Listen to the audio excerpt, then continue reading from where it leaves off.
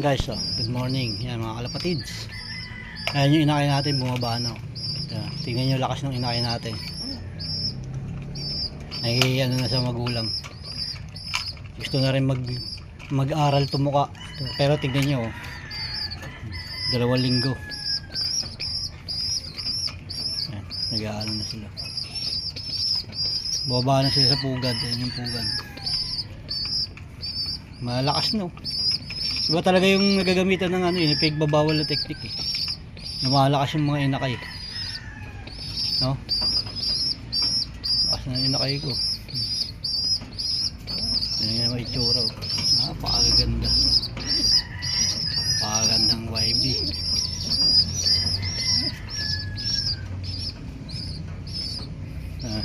Napakan nila.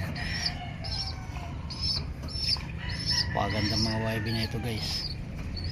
Yan, naka-banded yan ng Guarpa, 2 million guaranteed. Yan, possible, hindi possible, 101% na ilalaro natin sa Guarpa to. Yan. Kaya nga bigyan natin ng sistemang maayos. Yan, ganyan yung mga ginawa kong sistema nung araw doon sa mga ibong kong tumapos, kila ice cream, kila maga, lahat. Yung sa Florison natin, ganyan sistema.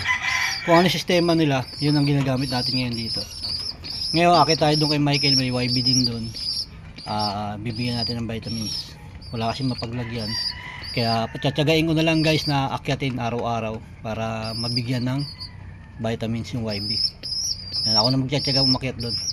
Kasi si Michael may trabaho guys, kaya hindi niya maasikaso masyado. Ngayon ako na lang ang aakyat para bigyan ng vitamins. Aral na tumuka oh.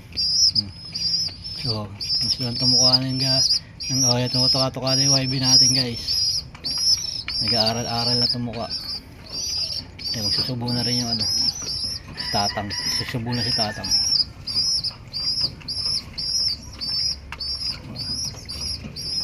Lalakas ng YB natin, healthy. Talagang tinututukan natin to ngayon kasi nga gusto natin na maging maganda yung lipad natin na itong darating na NDR 2026. Talagang yun, binilang ko pa ng yan diba,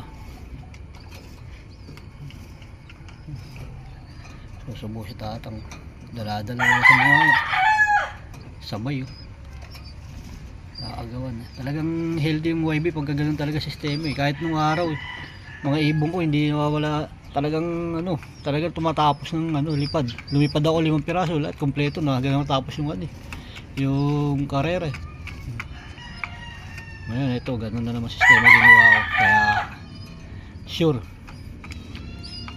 na healthy yung mga YB natin. Yan, ganito lang guys ha.